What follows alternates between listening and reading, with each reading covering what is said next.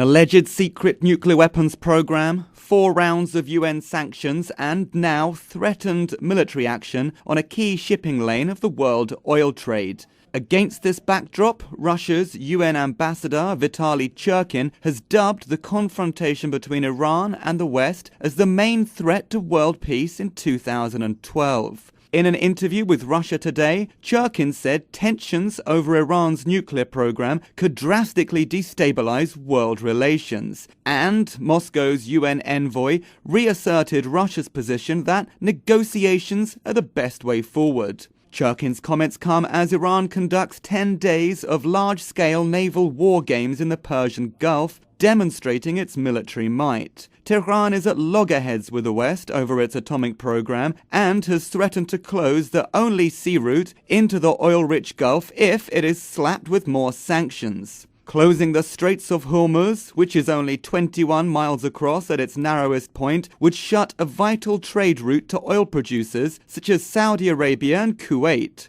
The United States, for its part, pledges to keep the straits open and has the 20-plus ships of the Fifth Fleet patrolling the Gulf at its disposal. Iran's alleged nuclear arms program is at the heart of the crisis. The US and the UN's nuclear watchdog accuse Iran of developing atomic weapons. Tehran says its uranium enrichment scheme is only for making electricity. Iran has expanded its nuclear work despite 4 rounds of UN sanctions since 2006 over its refusal to suspend enrichment activities and let in UN inspectors. The US and European countries are pushing for more curbs on Iranian oil exports, but Russia is opposed. Foreign Minister Sergei Lavrov says this is best settled around the negotiating table.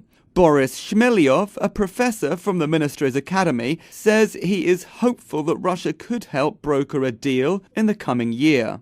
It's a big difficult point in Russian-American relations because from one side, Russia tries to help with Iranian nuclear program, and in Russia we see here that it's difficult to control real Iranian activity in nuclear problem. So I hope that Russia will try to find new points to improve negotiations and to help actually Iran in his dialogue with European countries and America. That was Boris Shmelyov from the Russian Foreign Ministry's Diplomatic Academy. And to discuss this further, I'm joined by James Blake, an analyst for the Risk Advisory Group, which monitors global threats. James, do you agree with Churkin's assessment of the biggest threat to world peace in 2012?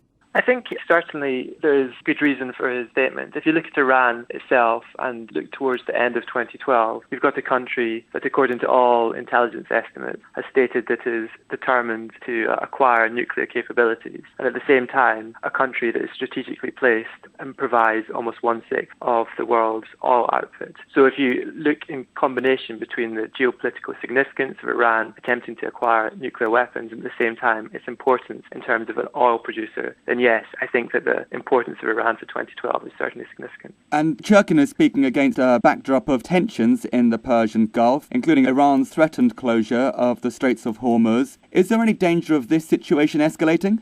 For both countries, it's actually very important to keep the strait open, and it's in both the US and Iran's interest to do so.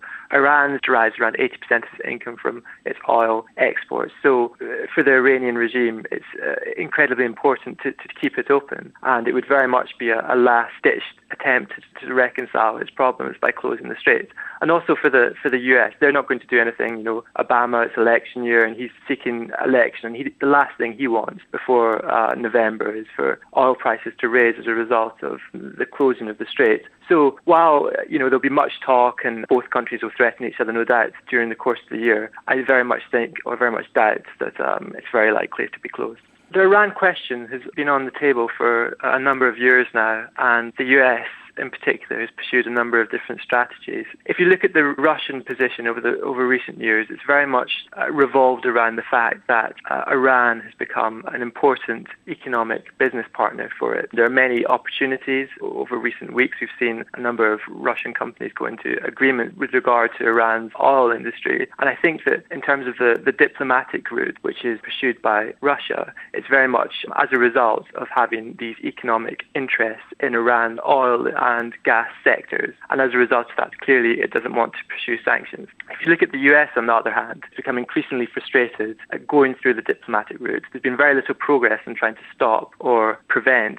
Iran's increasing capability as it tries to acquire nuclear weapons. So it's pursuing a much harder, more rigid strategy through sanctions, which it hopes will prevent it having to resort to any form of action at all. So I think if you look at the kind of undercurrents of the different objectives from the US and Russia, that explains their difference in policies. That was James Blake, an analyst for the Risk Advisory Group.